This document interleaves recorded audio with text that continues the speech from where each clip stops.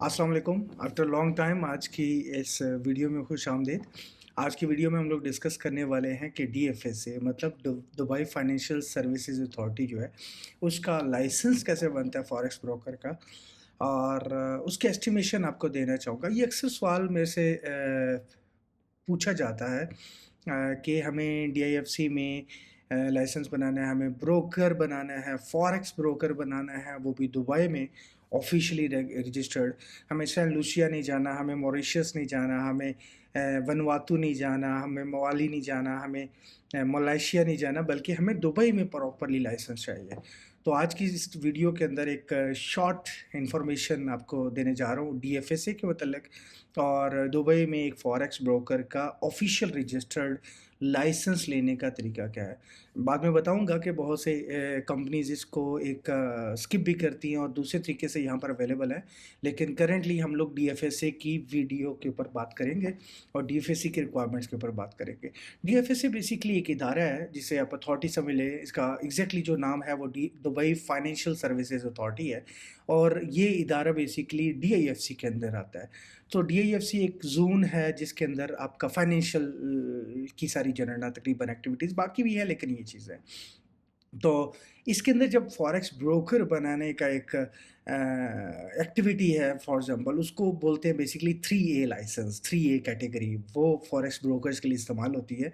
ये इनकी main principal category वरना डीआईएफसी में कंपनी रजिस्टर करने के लिए आप कुछ भी कर सकते हैं। इसमें ग्रोसरी स्टोर भी हो सकता है, इसमें कोई टेक्नोलॉजी की कंपनी हो सकती है, सॉफ्टवेयर हाउस हो सकता है। उसके लिए आपको डीएफएससी की अथॉरिटी अप्रूवल या रेगुलेटेड जो मतलब लाइक एक लाइसेंस होता है उसकी ज़रूरत नहीं होती। एक नॉर्मल कंपनी होना और एक लाइसेंस्ड कंपनी होने में बड़ा फ़र्क है। तो हम आज बात करने वाले हैं नॉट अ नॉर्मल कंपनी, हम बात करने वाले हैं डीएफएसए का लाइसेंस्ड ब्रोकर होने का। तो 3A लाइसेंस अप्लाई होता है फॉरेक्स ब्रोकर्स के लिए और 3A लाइसेंस बेसिकली स्पेसिफिक है फॉरेक्स ब्रोकर्स के लिए, ठीक है? इसका जो मेन प्रिंसिपल एक्टिविटी है, इसकी 3 मेजर अगर हम रिक्वायरमेंट्स के अंदर डिफ़ाइन करें ना, सो इसकी 3 मेजर रिक्वायरमेंट्स में डिफ़ाइन किया जा सकता है। एक ये कि मिनिमम उसकी कैपिटल जो रिक्वायरमेंट्स हैं, हम उसको फिल करना होता है हमें कि मिनिमम कैपिटल रिक्वायरमेंट कितनी है, हम क्या वो पूरी कर रहे हैं, हम क्या फुलफ़िल कर रहे हैं मिनिमम रिक्वायरमेंट्स के की जो कैपिटल रिक्वायरमेंट है। दूसरा हमें डीआईएफसी के अंदर ही फिज़िकल ऑफ़िस चाहिए होता है। ऐसा नहीं होता कि ये फॉरेस्ट का ब्रोकर का लाइसेंस अगर आपने बनाना है you are opening like a bank basically आपका एक माइक्रो बैंक की लेवल का आपको आप लाइसेंस अप्लाई कर रहे होते हो। तो ऐसा नहीं है कि आप इसको वर्चुअली चला सकते हो, बगैर ऑफ़िस के चला सकते हो, तो आपको प्रॉपर उसकी ऑफ़िस की रिक्वायरमेंट्स फिल करनी होती है।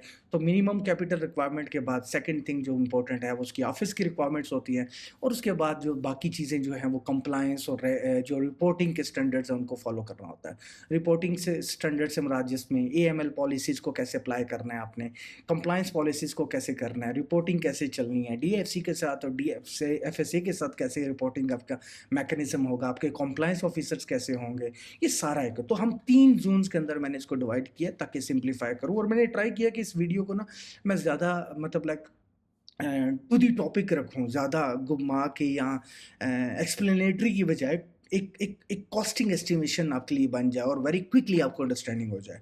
बाकी फर्दर इसके अंदर अगर आपको कंसल्टेंसी या फर्दर चाहिए होगा तो मैं लिंक इसमें होगा, आप अपॉइंटमेंट बुक कर सकते हैं। लेकिन ओवरऑल मैं इसको एक बेसिक इन्फॉर्मेशन की हद तक आपको बता रहा हूँ ताकि आपको नॉलेज हो जाए कि इसकी एक बेसिक रिक्वायरमेंट क्या है। सो डीएफएससी की जो एप्लीकेशन होती है मतलब सबसे पहले तो हमें एप्लीकेशन सबमिशन में जाना होता है। हमें बेसिकली अप्लाई करना होता है कि हम लाइसेंस के लिए रिक्वेस्ट करने जा रहे हैं, अप्लाई करने जा रहे हैं, उसकी रिक्वायरमेंट्स, उसकी documentation that's not too much easy but that not too much difficult as well. उसके लिए आपको एक कंसल्टेंट जो इस इंडस्ट्री के साथ वाबस्ता है, इस इंडस्ट्री के साथ आपके काम कर रहे हैं, वो लोग ज़रूर चाहिए। लेकिन ये कि इसकी जो एप्लीकेशन सबसे पहला जो हमारी इम्पोर्टेंट चीज़ है वो एप्लीकेशन फ़ीस है। सो एप्लीकेशन फ़ीस अप्रॉक्सिमेटली $15,000 के करीब-करीब कॉस्ट आती है। तो $15,000 एप्लीकेशन सबमिशन की फ़ीस होती है जो पहली बार हम अप्लाई करना होता है। इस पे आपका एक एक प्रोसेस स्टार्ट हो जाता है जिसके बाद हम बाकी रिक्वायरमेंट्स और सारी की सारी जो चीज़ होती है, ठीक है? तो एप्लीकेशन सबमिशन की जो फ़ीस है वो डीएफएसए की वो $15,000 पहली दफ़ा होती है, ये वन टाइम होती है। लेकिन विल बी वेरी ऑनेस्ट, जो एनुअल जो उसकी एप्लीकेशन और या लाइसेंस की जो रिन्यूअल की फ़ीस है वो भी $15,000 ही पर मंथ पर ईयर होती है। सो ऑन द एवरेज आप ईयरली $15,000 आप इसको कॉस्ट को मैनेज समझ सकते हैं। ये वो कॉस्ट है जो गवर्नमेंट की कॉस्ट है। इसके ऊपर जो कंसल्टेंसी हो सकती है, जो सर्विसेज चार्जेस हो सकते हैं, जो हमारे सर्विसेज आपको गाइड करने के हो सकते हैं, जो पूरे प्रोसेस को लेकर चलने जा सकते हैं, तो आप इसको सीधा-सीधा आप इसको 2x कर सकते हैं। तो अप्रॉक्सिमेटली ये $30,000 पहली बार आपको कॉस्ट आती है तकरीबन, जो पहली बार। उसके बाद आपको एनुअली $15,000 के करीब ही कॉस्ट आती है। मतलब कोई भी एजेंट आपको बना रहा है, कोई जब जब आपको प्रॉपर एक कंसल्टेंट आपको वो, क्योंकि इसकी एप्लीकेशन ऐसा नहीं है जैसे हमने बस पासपोर्ट भेजा, आईडी भेजा और समथिंग तो वो अप्रूवल हो जाएगा। So it's a long process, इसके ऊपर काफ़ी डॉक्यूमेंटेशन रिक्वायर्ड होती हैं और प्रॉपर्ली ऑडिट्स एंड लॉट, मैं उसके ऊपर फर्दर भी बात कर भी रहा हूँ। लेकिन ये कि एप्लीकेशंस जो सबमिशन की फ़ीस है वो $15,000 तो सिर्फ मेन रिक्वायरमेंट होती है। जो उसके बाद आपकी जो सबमिशन कॉस्ट है, जो लॉयर की कॉस्ट या कंसल्टेंसी कॉस्ट या डॉक्यूमेंटेशन की कॉस्ट है, it can be very, but ये है कि $5,000 से लेकर $15,000 के ऑन द एवरेज हम लोग $15,000 चार्ज करते हैं। सो अप्रॉक्सीमेटली $30,000 पहली बार वन टाइम कॉस्ट आपकी लगती है, जो कि नॉन रिफंडेबल होती है। उसके बाद अप्रूवल्स वगैरह सेपरेटली केसेस हैं। अप्रूवल जो है ना वो प्योरली डिसीजन है DFSA का, बट ये एक कॉस्टिंग आ गई, तो आप माइंड में रखें कि $30,000 जिस पे $15,000 गवर्नमेंट की फ़ीस है और $15,000 आपकी प्रोसेसिंग की फ़ीस है। ये अप्रॉक्सिमेटली पहली बार कॉस्ट आती है। अलॉन्ग विद दैट आपका जो सेकंड आपका जो एक मेजर प्रोसीजर होता है वो ये है कि हमें DFC के अंदर, क्योंकि मैंने बताया कि DFSA एक अथॉरिटी है जिसके से अप्रूवल लेना है, जिससे हमने लाइसेंस इश्यूएंस के अप्लाई करना है। लेकिन उसके अलावा हमें बेसिकली जो कंपनी रजिस्ट्रार है, जो DIFC है, जो मतलब जो एक ज़ोन है या मतलब लाइक एक हब है फॉर फाइनेंशियल एक्टिविटीज़ के लिए, फॉर एग्जांपल, उसकी एक हमें उसमें कंपनी भी रजिस्टर करनी है। तो license plus company it's just like है। मैं आपको डिफरेंशिएट कर दूँ तो जो जो इस चीज़ पे बात कर रही हैं, सोच रहे हैं, तो automatically they know the difference between the company and license. But company हमें एक ज़रूरी होगी कि कोई कंपनी हमें सेपरेटली बिल्ड करनी है और उसके ऊपर लाइसेंस अप्लाई करना होता है। ये ऐसे ही है जैसे मैंने एक गाड़ी ले ली, तो गाड़ी में मालिक हो गया गाड़ी का। अब गाड़ी का मैं ओनर हूँ, लेकिन गाड़ी चलाने का राइट तब तक मुझे नहीं मिलेगा जब तक मेरे पास मेरा ड्राइविंग लाइसेंस नहीं है। So driving licence is like a licence, जो DFSA का लाइसेंस है, और जो ओनरशिप है वो is like a company ownership, जो कि DIFC के अंदर कंपनी रजिस्टर करने की है। तो DIFC में कंपनी रजिस्टर करने का भी जो कॉस्टिंग है मैं आपको बता रहा हूँ, ये एप्लीकेशन के बाद की बात है, लेकिन साथ ही बेसिकली लगेगा। तो उसके अंदर आपका जो पहली बार जो नेम रिज़र्व करना है आपने, आपका बेसिकली आपने एक नेम आपके लिए रिक्वेस्ट करनी है, नेम सेव करना है। आप 3-4 नेम देते हो आपके अपने, फॉर एग्जांपल आपका ABC कंपनी का नाम है, तो आप ABC limited, ABC markets, ABC capital markets और समथिंग इस तरह करके मल्टीपल नाम देते हो, जो कि अवेलेबिलिटी चेक की जाती है। सो नेम रिजर्वेशन फ़ीस की जो नेम रिजर्वेशन का एक जो प्रोसेस होता है, ये वेरी ईज़ी है। इसे quickly it can happen within 24 hour, आपको नेम रिजर्वेशन हो जाती है। सो उसकी तकरीबन कॉस्ट आपकी $800 के करीब आती है। मैं इस पूरी वीडियो को बेसिकली डॉलर में इसलिए कर रहा हूँ ताकि आपको दिरहम के अंदर, वरना दिरहम के अंदर है तो, लेकिन डॉलर में इसलिए आपको आइडिया दे रहा हूँ ताकि आपको एस्टिमेशन है, किसी भी कंट्री में है तो आपको कैलकुलेशन में कोई प्रॉब्लम ना हो। तो नेम रिजर्वेशन जो हमारा पहला स्टेप है कंपनी एप्लीकेशन के साथ ही, वो है कंपनी रजिस्टर करना। ये हमने जो रजिस्ट्रार, हम ROC कहते हैं बेसिकली, DIFC रजिस्ट्रार को बेसिकली हमने वहाँ पर कंपनी की रिजर्वेशन करनी है नाम की, तो वो $800 के करीब करीब एक कॉस्ट आती है।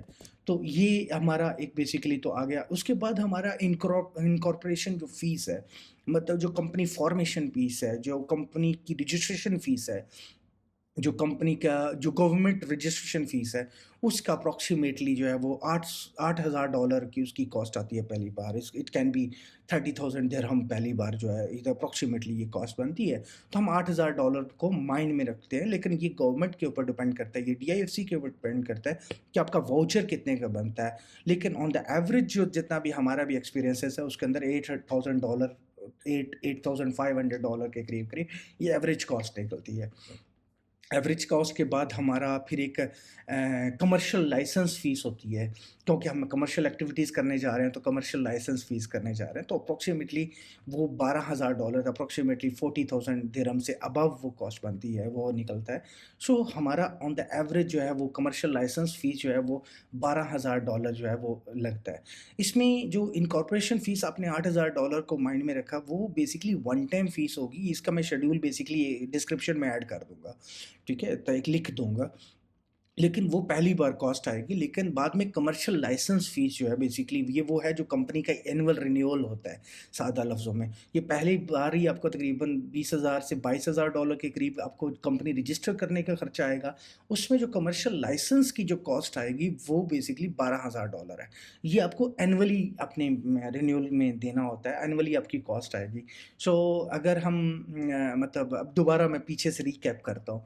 जो एप्लीकेशन फ़ीस हमारी $15,000 थी और एनुअल लाइसेंस फ़ीस भी $15,000 थी। पहली बार हम एप्लीकेशन सबमिशन के टाइम हमारा अप्रॉक्सिमेटली $30,000 का कॉस्ट आएगी और एनुअल जो कॉस्ट आएगी डीएफएसए की वो तकरीबन $15,000 आएगी। इसी तरीके से फिर कंपनी रजिस्ट्रेशन की अगर बात करें तो पहली बार जो कॉस्ट आएगी ऑन द एवरेज वो $800-900 plus incorporation fees plus commercial license fees, तो मिला के तकरीबन ये 20 से $25,000 के करीब-करीब कॉस्ट बनेगी। और क्योंकि मैं क्यों एग्ज़ैक्टली नहीं दे पा रहा, क्योंकि ये license to license but application के टाइम वेरी करता है, पर्सन टू पर्सन वेरी करता है। तो नॉर्मली रेंज यही रहती है, इसी रेंज के अंदर वो बनता है। तो अप्रॉक्सिमेटली $25,000 पहली बार कॉस्ट आती है और ईयरली जो कमर्शियल लाइसेंस फ़ीस की रिन्यूअल की कॉस्ट आती है वो $12,000 आती है। सो ये हमारे 2 इम्पोर्टेंट फैक्टर जो हैं वो हमारे कंप्लीट होते हैं।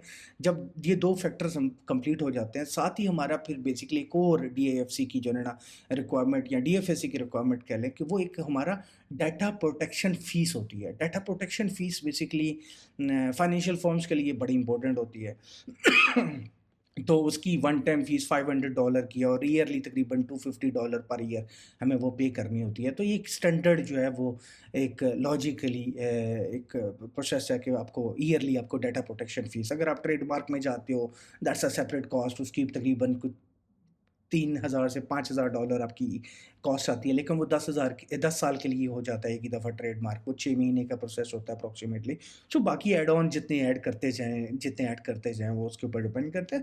बट करंटली हम बड़ा फेयर और लिमिटेड लेवल पे जो इम्पोर्टेंट चीज़ें हैं सिर्फ़ उन्हीं को डिस्कस कर रहे हैं।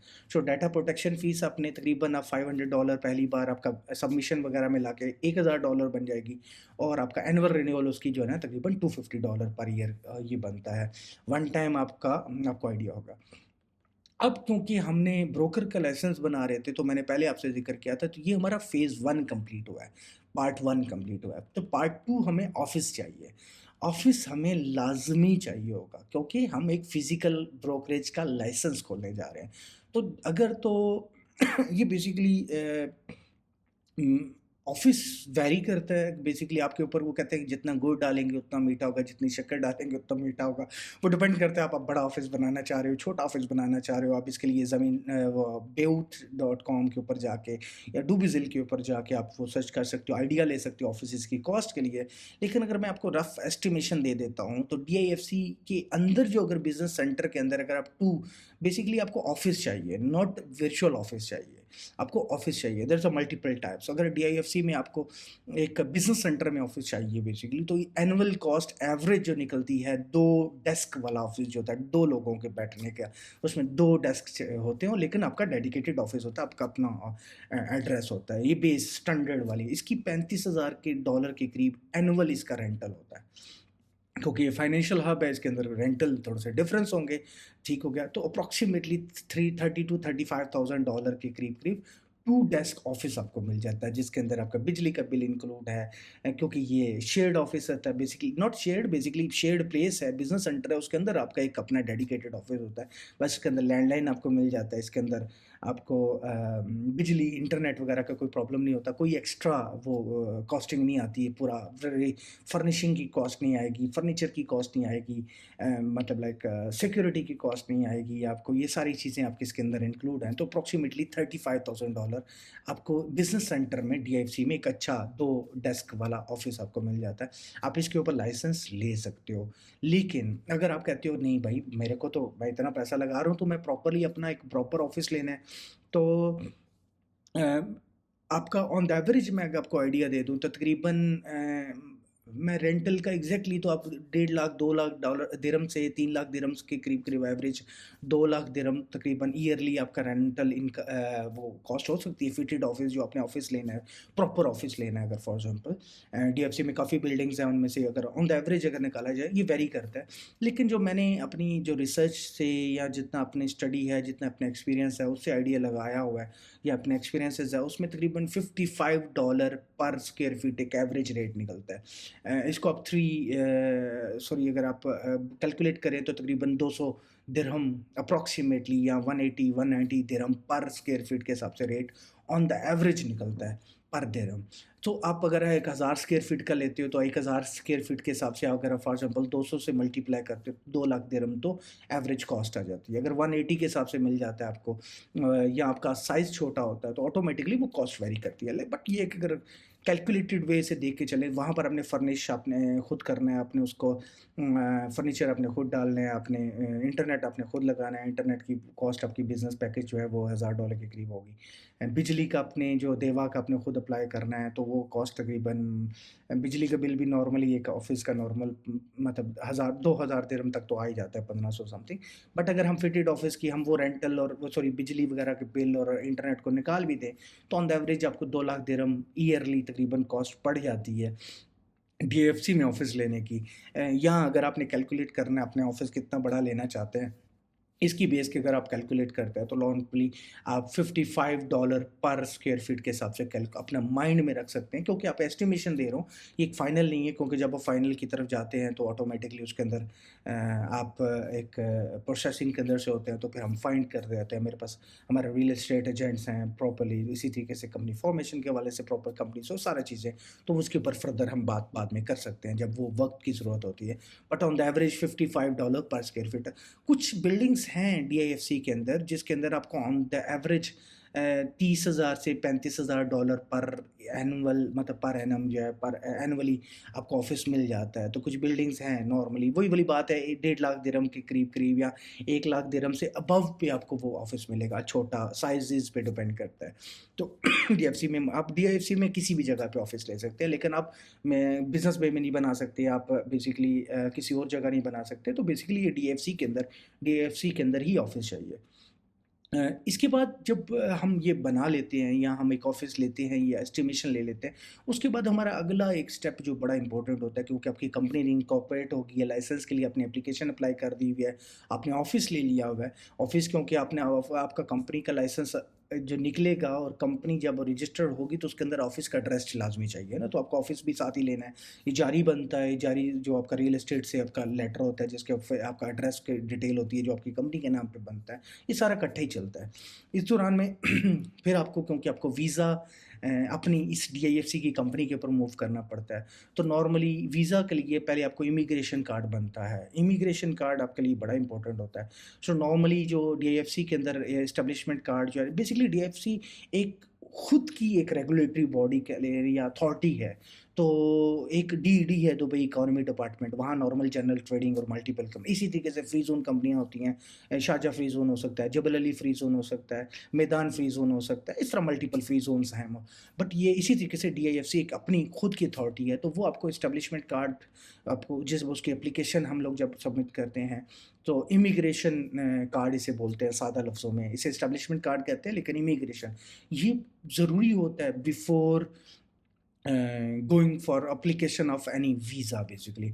सो ये तकरीबन 600 से $700 के करीब, ये तकरीबन 1800-2000 दिरहम की कॉस्ट आती है पहली बार। तो आप इसके अंदर तकरीबन 630 या $650 के करीब एवरेज कॉस्ट रख सकते हैं। आफ्टर दैट आपको जो एक मेजर है वो एक सॉरी सो आपको एक स्पॉन्सरशिप एग्रीमेंट करना होता है। इसे हम लोग पीएसए डिपॉजिट करते हैं, पर्सनल स्पॉन्सरशिप एग्रीमेंट। बेसिकली क्या है कि ये हर वीज़ा के ऊपर आपको एक थोड़ी सी सिक्योरिटी अमाउंट डिपॉजिट करनी होती है। इसका तकरीबन ऑन द एवरेज ये $700 से लेकर $1000 तक का निकलता है, लेकिन $700 आप इसको एवरेज रख सकते हैं।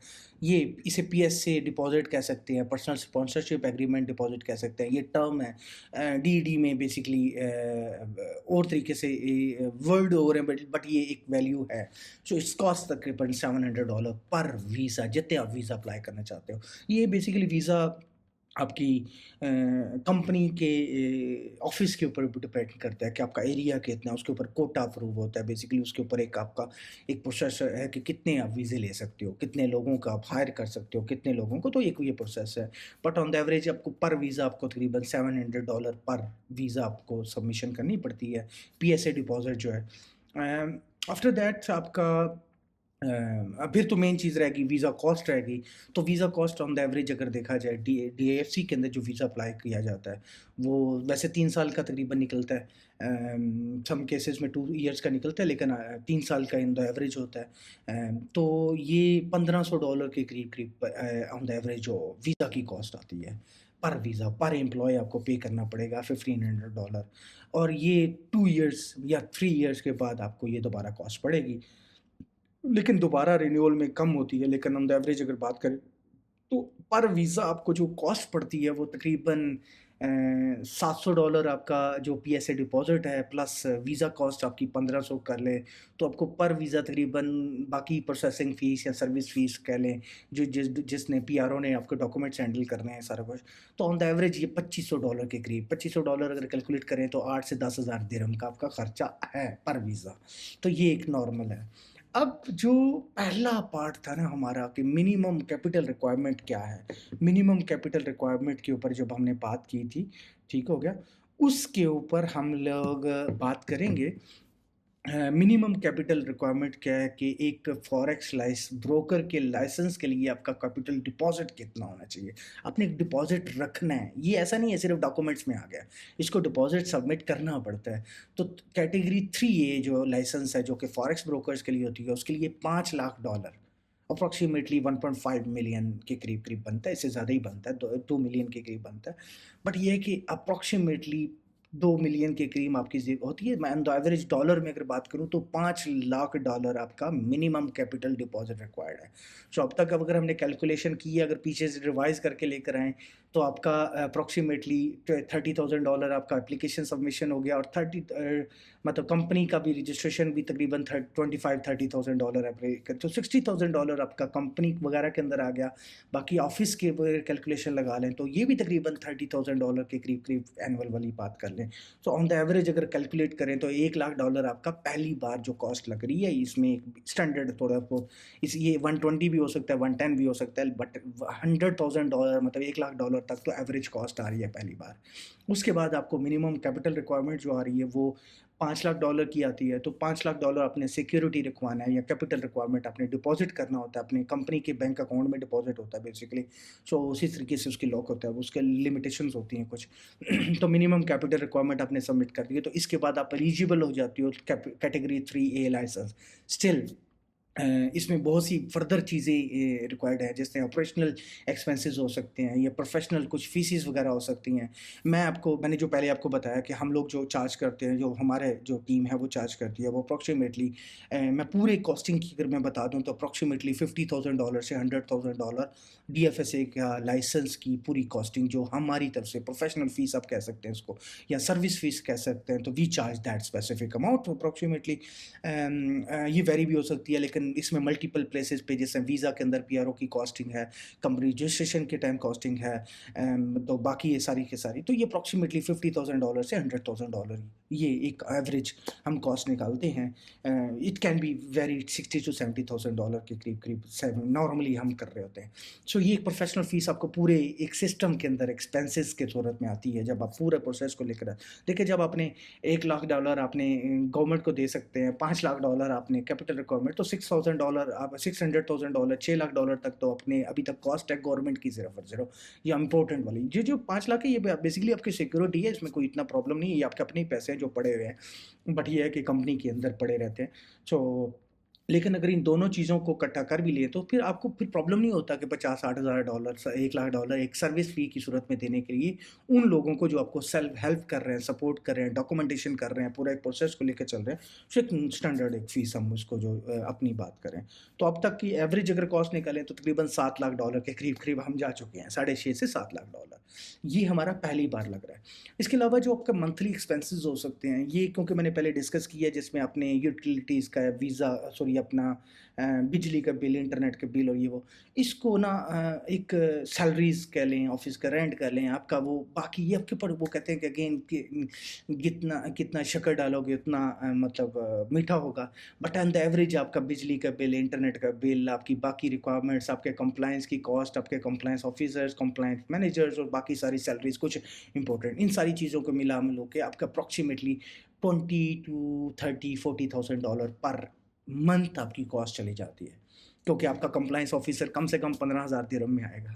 आपको एक कंप्लायंस ऑफ़िसर चाहिए, आपको ऑडिटर चाहिए, एक फाइनेंस मैनेजर चाहिए, आपको 3-4 5 है ना, मैं इसके ऊपर फर्दर नेक्स्ट वीडियो में भी क्योंकि मैं नहीं चाह रहा था इसको बहुत लंबा करूँ, अगर आपको सूटेबल होता है तो then you can ask me and then will go further. और यार हम लोग एक डिटेल जो ज़ूम मीटिंग्स होती है उसके अंदर हम फर्दर भी डिस्कस करते हैं, उसके ऊपर इन डेप्थ बेसिकली रिव्यू करते हैं कि कॉस्टिंग कितनी निकलेगी इन डेप्थ। तो ये तो मैं एक आपको ओवरव्यू दे रहा हूँ ताकि आपको आइडिया हो सके और उस चीज़ की अंडरस्टैंडिंग हो सके।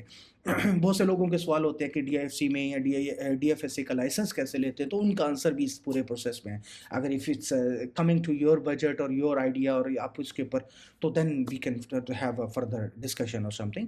बट ये है कि अगर हम मंथली एवरेज कॉस्ट निकालें, जो आपके एक्सपेंडिचर्स की बात करें, तो सैलरीज और बेसिक सैलरीज अगर बात कर लें, जिसमें अकाउंट्स का हो गया, फाइनेंस डिपार्टमेंट का बंदा हो गया, एक कंप्लाइंस का हो गया, जो कि यहाँ के ऑथराइज्ड होंगे, जो कि यहाँ के सर्टिफाइड होंगे। सीसी एक होता है, सीसी से आपने सीसी का मतलब लाइक सर्टिफाइड आपको कंप्लायंस ऑफिसर रखना पड़ता है। सीसी के सीसी आपका जो भी स्टाफ होता है, 2-4 लोग जो आपके मेजर जो आपके डीएफएसए की रिक्वायरमेंट है, जो लाइसेंस की रिक्वायरमेंट है, वो लोग रखने पड़ते हैं। उनकी सैलरीज 15,000 दिरहम से स्टार्ट होती है कम से कम। सो बल्कि मैं रिकमेंड करूँगा, मैं कोई वीडियो एक इस पे भी बनाऊँगा कि अगर आपका सीसी का आपने सर्टिफिकेशन करनी है, that will give you a lot of big opportunity to be hired by the companies. अगर आप जॉब के लिए जनरल आप जॉब के पॉइंट ऑफ व्यू से भी बात कर रहे हो तो उसके ऊपर सेपरेट वीडियो बनाऊँगा कि डीएफएसए में आप या किसी भी एस्का में आप या फिर डीआईएफसी में या फिर आपने किसी बैंक में अगर आपने जॉब लेनी, तो CC is a very demanding thing here. और वो आप ऑनलाइन भी आप अप्लाई कर सकते हो, ऑनलाइन भी उसको दे सकते हो। बल्कि कभी-कभी मैं सोचता हूँ कि यार मैं इसके ऊपर ना एक कोर्स करूँ। तो लेट्स सी, वक़्त के हिसाब से अभी मेरे पास वक़्त की जो कमी है वो एक सेपरेट है। तो अगर मैं आपको पहली इसकी एक समरी दे दूँ, पूरी कॉस्टिंग की समरी दे दूँ, इस पूरे वीडियो का जो निचोड़ है वो है कि इनिशियल जो आपको सेटअप कॉस्ट पड़ेगी, अप्रॉक्सिमेटली जो मैंने पहले एस्टिमेशन दिया है, 6 से 7 से 6 लाख तो डॉलर तकरीबन ऑन द एवरेज गवर्नमेंट की फीसेस और वो बनता है। लेकिन ऑन द एवरेज अगर सेटअप की कॉस्ट आपको कैलकुलेट करें तो ये तकरीबन $6 लाख से $8 लाख तक, बहुत हाथ खींच के किया जाए तो $6 लाख कॉस्ट आती है।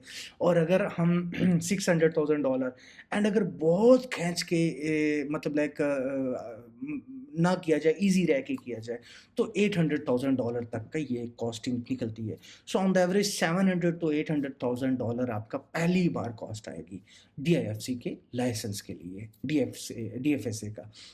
अब आपकी मंथली जो रिकरिंग कॉस्ट होती है, जो मंथली आपकी एस्टिमेटेड कॉस्ट है, आप उसको माइंड में रख लें कि अप्रॉक्सिमेटली 25 टू 30 40, अब डिपेंड करता है $50,000, बट इन द एवरेज ये वाला आपका एक कॉस्ट बन जाती है। बाकी सिक्योरिटी डिपॉजिट आपको मैंने आपको बताया है पहले, जो आपका वो $500,000 के है, तो वो एक सेपरेटली सारी चीज़ें अगर मैं इसको कैलकुलेट करूँ भी यहाँ आपको, तो ये इसके अंदर मैंने इसके अंदर इंक्लूड कर दिया हुआ है। तो अप्रॉक्सिमेटली आपका माइंड में रखें कि आपने अगर आप इस तरह का सेटअप स्टार्ट कर रहे हैं तो minimum you should have $1 million under your account basically right no. उसके अंदर आप 6-7 लाख डॉलर की आपके पास कॉस्टिंग निकले जाए, आपके 1 साल की कम से कम आपके पास मंथली कॉस्ट होनी चाहिए, जो कि अगर 30,000 भी एवरेज निकाले तो 1 साल की तकरीबन, ये रिक्वायरमेंट नहीं है बट आई रिकमेंड बेसिकली, जब आप कोई भी बिजनेस स्टार्ट करने जा रहे हो, जब कोई भी आप स्ट्रक्चर बिल्ड कर रहे हो, एक बड़ा स्ट्रक्चर होता है, तो आप कम से कम आपका 1 साल, अगर बिजनेस ना भी चले तो 1 साल की आपके पास कॉस्ट होनी चाहिए। सो एटलीस्ट $30,000 के करीब के हिसाब से भी अगर आप एवरेज भी निकालो तो आपको $3 लाख बनता है, तो आपके पास पॉकेट में एक स्पेयर $1 मिलियन मिनिमम होना चाहिए ताकि आप कंपनी को स्टैब्लिश कर सकें। एंड ईयरली देन आपकी कॉस्ट तकरीबन वही $4-5 लाख के करीब तो आती रहेगी जो मंथली, फिर आपकी टीम है, फिर बिजनेस भी होता है लोकली।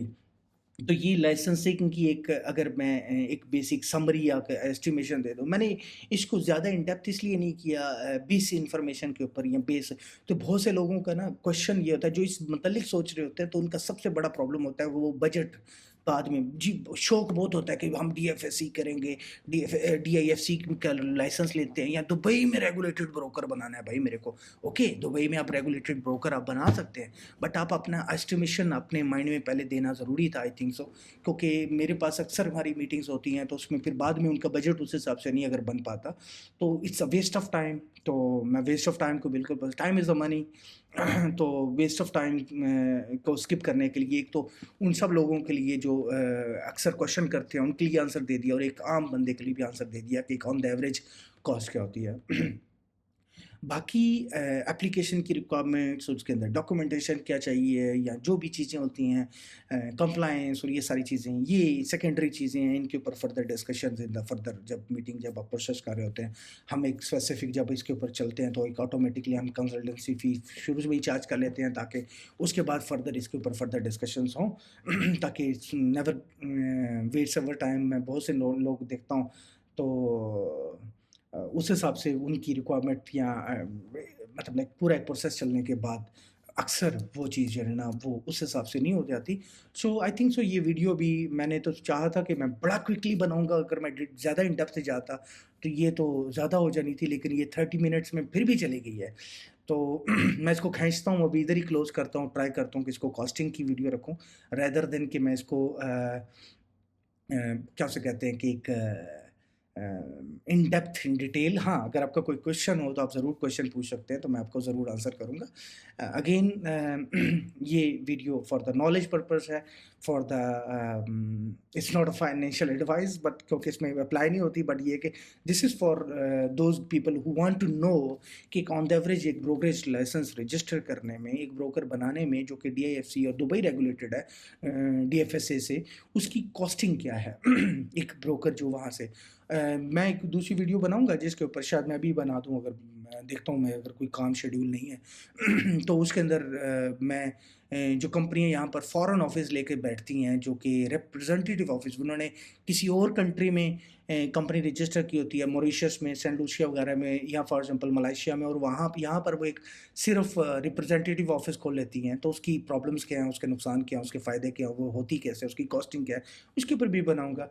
बट आई थिंक सो मैंने अपना जो एक मेन गोल था वो फुलफ़िल कर दिया। इस वीडियो में मैं इसकी डिस्क्रिप्शन में एक बेसिक कॉस्ट की एस्टिमेशन भी ऐड कर दूँगा।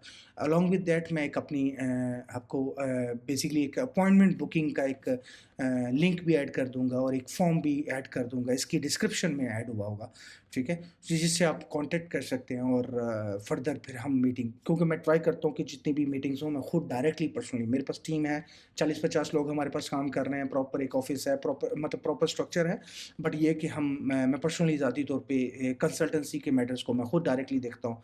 मैं खुद ट्राई करता हूँ कि I listen the things personally and then I can guide accordingly to the teams and the people who wanna step in this industry.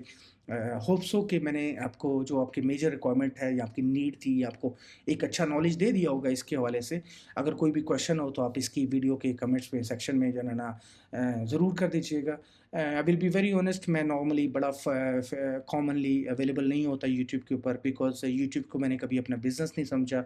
YouTube को मैं हमेशा फ्री में नॉलेज देने के लिए इस्तेमाल करता हूँ, और ये वीडियो मेरे ख्याल में 6-8 महीनों के बाद बन रही है।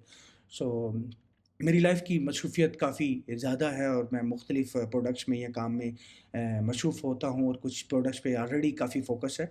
बट स्टिल हमारी हम मतलब लाइक हम एक ऐसे पोज़ीशन पे हैं जहाँ पर ऑलरेडी एक अच्छा इंफ्रास्ट्रक्चर चल रहा होता है और उसमें क्या है कि हम उधर फ़ोकस तो बट ये कि I try to give something what I learned, what I have the experience. अगर कोई भी चीज़ होती है क्वेश्चन तो ज़रूर पूछिएगा। I will try my best कि मैं आंसर करूँ। मैं कई दफ़ा कोशिश करता हूँ रेगुलर होने की लेकिन नहीं हो पाता but I am really sorry for that but शायद जिस दिन मैं कंटेंट क्रिएटर बन गया तो उस दिन शायद मैं इसको बहुत कॉमनली करूँ। बाकी I will be sharing an email here मतलब ऑन द कि जिसके अंदर अगर आपने मेरे को और मेरा व्हाट्सएप नंबर भी होता है, टेलीग्राम भी। बट प्लीज़ यार मुझे सिग्नल ग्रुप्स में ऐड ना किया करें या फ़िज़ूल में ये आप अपनी जो हाय हेलो करने की बजाय भी टू द पॉइंट बात करें। मैं नॉर्मली हाय हेलोज़ के रिप्लाई नहीं करता, डायरेक्ट कॉल्स के रिप्लाई नहीं करता, डायरेक्ट कॉल विदाउट अपॉइंटमेंट की रिप्लाई नहीं करता। सो directly send me the exact message with the budget, with the idea what you want. जब आप इतनी बात करें तो हमारे टाइम की भी कीमत होती है और आपके टाइम की भी कीमत होती है। We don't want to waste our time. ठीक है? सब लोगों का वरना मुझे याद है कि मैंने क्यों छोड़ दिया था इतना काम, क्योंकि मेरे पास 300 से ज़्यादा क्वेरीज़ आई, हमने उनको आंसर भी किया लेकिन ज़्यादा आजकल मैं I don't mind this things basically. जिस बंदे ने $10,000 का भी नुकसान कर लिया ना, तो वो कहता है कि भई मैं ब्रोकर बनाता हूँ, अब लोगों से मैं नुकसान पूरा करूँगा। So we don't recommend these things basically। हम उसको ऐसी चीज़ों को सपोर्ट भी नहीं करते और बेसिकली बट अगर कोई भी ऐसा नॉलेज है या जो चीज़ आपको चाहिए we will be fairly helping you. I think so video काफ़ी लंबी हो गई है, मैं आखिरी 2-3 मिनट मैंने अपनी कन्वर्सेशन कर ली एज़ पर आदत। तो बट ये है कि कोई और क्वेश्चन हो तो आप ज़रूर मुझसे पूछ सकते हैं और I will be very happy to answer on that DIFC and DFSA इस वीडियो में। आप जो भी है बाकी मैं ईमेल शेयर कर रहा हूँ ये पहली बार और ये मोबाइल नंबर और Telegram but I will not reply on hi hellos only. Write a proper 4-5-6 sentences जिसमें आप क्या करना चाहते हैं, आपका बजट क्या है, आपकी आपको थिंकिंग क्या है कि आप क्या करना चाहते हैं और ये सारी चीज़ें, देन श्योरली आपको उसके अंदर रिस्पॉन्स भी मिलेगा और we can do a proper meeting accordingly. Stay blessed, अल्लाह हाफिज़, लेट्स सी नेक्स्ट वीडियो कब आती है लेकिन उस वीडियो पे हम लोग और एक अच्छे टॉपिक पे बात करेंगे। स्टे ब्लेस्ड, अगली वीडियो में मिलते हैं। Thank you.